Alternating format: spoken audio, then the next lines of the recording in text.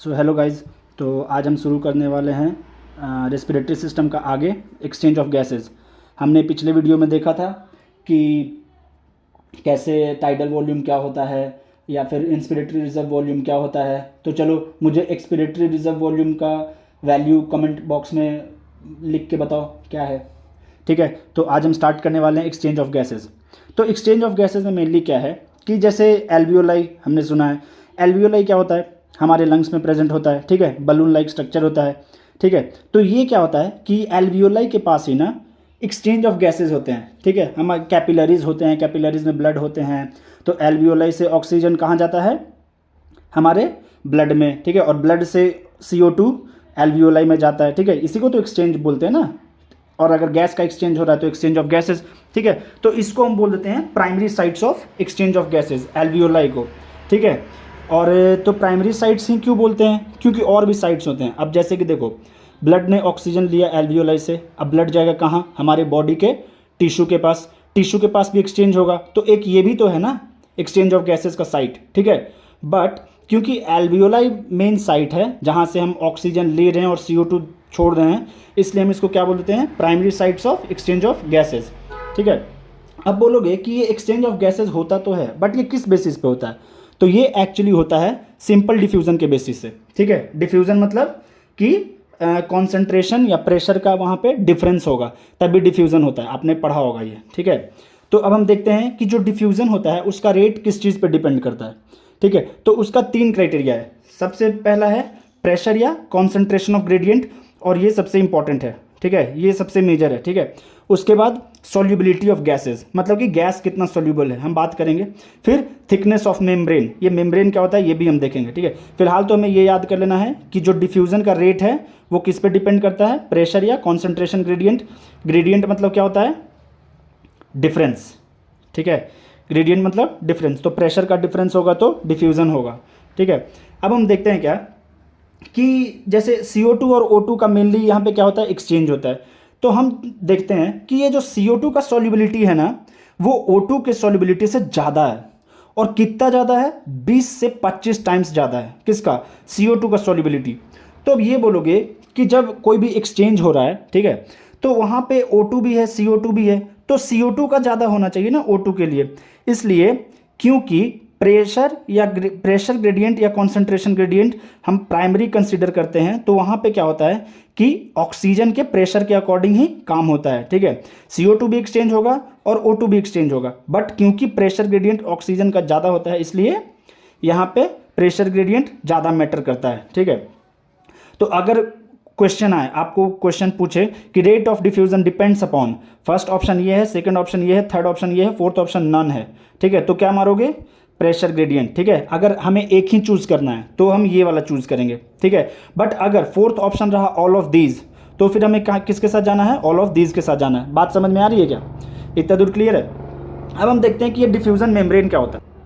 Diffusion membrane mainly 3 layer होते हैं उसमें। ठीक है, कौन कौन से, थिन स्क्वैमस एपिथेलियम, जो कि एल्वियोलाई का एल्वियोलर वॉल बना होता है, किससे, थिन स्क्वैमस एपिथेलियम से। ठीक है, ये इंडोथेलियम, अब एल्वियोलाई है, एल्वियोलाई से ऑक्सीजन ब्लड में जा रहा है, और ब्लड कहाँ होता है, कैपिलरीज में, तो वहाँ पे कैपिलरीज भी तो होंगे, और कैपिलरीज के वॉल किससे बने होते हैं, इंडोथेलियम से।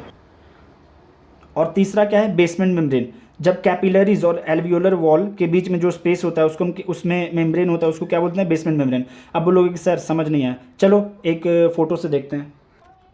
ये फोटो देख लो, ये हो गया हमारा एल्वियोलर कैविटी जिसमें ऑक्सीजन या CO2 आएगा। ठीक है, ये हो गया हमारा एल्वियोलर वॉल। ठीक है, ये वाला पार्ट, ये हो गया, क्या हो गया, एल्वियोलर वॉल। और ये कैसा होता है, 1 सेल थिक होता है, एक सेल ही होता है। ठीक है, इसमें एक सेल, तो सिंपल ये स्क्वैमस एपिथेलियम है, तो स्क्वैमस एपिथेलियम तो वैसे भी एक सेल का ही होता है। ठीक है, अब ये कैपिलरीज हो गया मेरा। ठीक है, ये कैपिलरी वॉल हो गया, इसके अंदर क्या है, सारे कॉर्पसल्स जा रहे हैं, रेड ब्लड सेल्स जा रहा है, WBC सब जा रहे होंगे।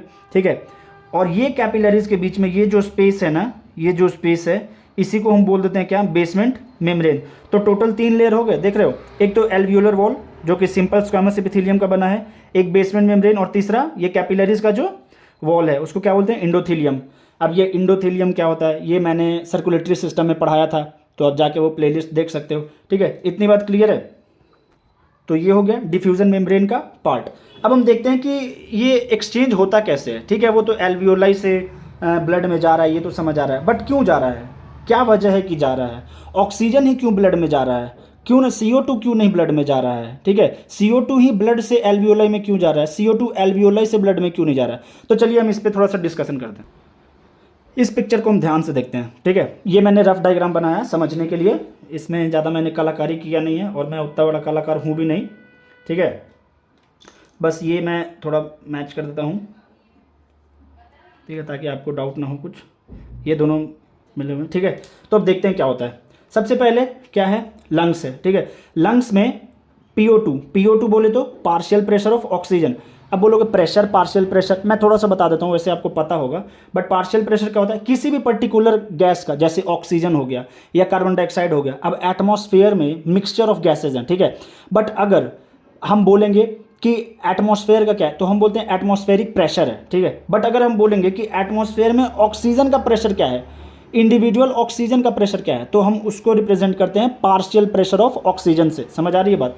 वैसे ही अगर मैं पूछूं कि CO2 का प्रेशर क्या है, तो क्या बोल देंगे, पार्शियल प्रेशर ऑफ CO2। ठीक है, तो हमारा जो लंग्स है उसके अंदर पार्शियल प्रेशर ऑफ ऑक्सीजन कितना होता है, 104 mmHg, और partial pressure of carbon dioxide कितना होता है, 40 mmHg। वहीं हम एटमॉस्फेयर की बात करें तो एटमॉस्फेयर में पार्शियल प्रेशर ऑफ ऑक्सीजन क्या होता है, 159। ठीक है, तो अब एक बात बताओ, एटमॉस्फेयर में ऑक्सीजन 159 है, लंग्स में 104 है, तो क्या लगता है ये ऑक्सीजन कहाँ से कहाँ जाना चाहिए, लंग्स से एटमॉस्फेयर में जाना चाहिए, एटमॉस्फेयर से लंग्स में जाना चाहिए? ऑब्वियस सी बात है ना भाई, इसका प्रेशर ज़्यादा, इसका प्रेशर कम, तो हमेशा प्रेशर डिफरेंस जनरेट हो गया, तो ये ज़्यादा से कम में ही जाएगा ना। ठीक है, तो ये एटमॉस्फेयर से कहाँ जाएगा, लंग्स में। CO2 का देखो, CO2 कितना है, 0.3, लंग्स में कितना है, 40। ऑब्वियस सी बात है ना भाई कि ये लंग्स से जाएगा कहाँ, एटमॉस्फेयर में। बात समझ आ रही है? अब वैसे ही देखते हैं कि पल्मोनरी वेन सिस्टमेटिक आर्टरीज में कैसे जाता है। अब एक बात बताओ मुझे, यहाँ पे ब्लड गया, ठीक है, अब ब्लड गया सपोज, अब ये जो है इसने क्या कर लिया, एक्सचेंज कर लिया। ठीक है, अब ये एक्सचेंज क्यों करता है वो भी देखते हैं। होता क्या है कि ये आर्टरी में क्या होंगे, डीऑक्सीनेटेड ब्लड होंगे। ठीक है, और ये वेन्स में क्या होंगे, पल्मोनरी वेन्स में ऑक्सीनेटेड ब्लड होंगे। तो होता क्या है कि यहाँ पे PO2 कितना होगा, 40, PCO2 कितना होगा, 45। तो अब मुझे एक बात बताओ, लंग्स में अगर मुझे ऑक्सीजन और कार्बन डाइऑक्साइड का एक्सचेंज करवाना है, तो क्या लगता है ऑक्सीजन को कहाँ से कहाँ ट्रेवल करना चाहिए, लंग्स से पल्मोनरी वेन में करना चाहिए या फिर पल्मोनरी वेन से लंग्स में? ऑब्वियस सी बात है ना, लंग्स में 104 है और ये जो पल्मोनरी आर्टरी से जो ब्लड आ रहा है उसमें 40 है, तो ऑब्वियस सी बात है कि लंग्स से कहाँ जाएगा, पल्मोनरी आर्टरी में। ठीक है, तो ये एक्सचेंज होके कहाँ जाएंगे, पल्मोनरी वेन्स में। पल्मोनरी वेन्स में ऑक्सीनेटेड होंगे तो वहाँ पे PO2 कितना हो जाएगा, 95, PCO2 कितना हो जाएगा, 40। समझ आ रही है बात इतना? ठीक है, अब ये 95 40 हार्ट में जाएगा, हार्ट से फिर कहाँ जाएगा, ये बॉडी को जाएगा, टिश्यू को जाएगा। अब ये मत बोलना कि सर अगर ये हार्ट बनाया है तो एट्रिया से ही इसका पल्मोनरी वेन्स भी जा रहे हैं, ये भी जा रहे हैं। नहीं मेरे भाई, मैंने रफ डायग्राम बनाया, तुम मान लो कि वेंट्रिकल से ही ये निकल रहा है। ठीक है, चलो ऐसे बना देते हैं, वेंट्रिकल से ये जा रहा है। समझ आ रही है बात? ओके,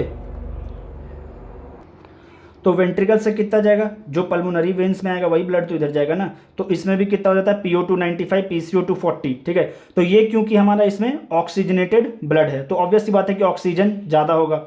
ठीक है, बट टिश्यू में क्या होगा, टिश्यू में ऑक्सीजन 40 होते हैं। ठीक है, PCO2 कितने होते हैं, 45 होते हैं, तो ऑब्वियस सी बात है कि ये oxygen high pressure to low pressure जाएगा। ठीक है, ये CO2 high pressure to low pressure जाएगा। तो सिस्टमेटिक आर्टरीज में जो ऑक्सीजनेटेड ब्लड हैं उसके अंदर क्या, CO2 लेगा और ऑक्सीजन देगा, किसको, टिश्यू को। ठीक है, अब जब यहाँ पे एक्सचेंज हो जाएगा, O2 ले लिया टिश्यू ने, CO2 दे दिया टिश्यू ने वापस किसको, ब्लड को। तो जब हम देखते हैं कि सिस्टमिक वेन्स में जो डीऑक्सीनेटेड ब्लड होते हैं उसके अंदर PO2 हो जाता है 40 और PCO2 हो जाता है 45 mmHg। ठीक है, अब ये ब्लड वापस से गया हार्ट में। ठीक है, वापस से हार्ट में जाके ये क्या जाएगा, फिर वेंट्रिकल में जाएगा और वेंट्रिकल से फिर कहाँ जाएगा, पल्मोनरी आर्टरी में, फिर ये एक्सचेंज होगा। तो ये साइकिल चलता रहता है। ठीक है, तो अब समझ में आ रहा है क्यों ऑक्सीजन ही आ रहा है, कार्बन डाइऑक्साइड नहीं जा रहा है, क्यों कार्बन डाइऑक्साइड जा रहा है, ऑक्सीजन नहीं आ रहा है। समझ आ रही है बात? तो ये रहा एक्सचेंज ऑफ गैसेस। अब हम नेक्स्ट बाकी आगे का पढ़ेंगे नेक्स्ट वीडियो में। तो अगर वीडियो पसंद आई हो तो वीडियो को लाइक कर दें, और अगर कोई भी डाउट हो तो आप मुझसे कमेंट बॉक्स में पूछ सकते हैं। और ऐसे ही बायो के सारे चैप्टर कवर करने के लिए आप मेरे चैनल को सब्सक्राइब कर सकते हैं। धन्यवाद, मिलते हैं अगली वीडियो में।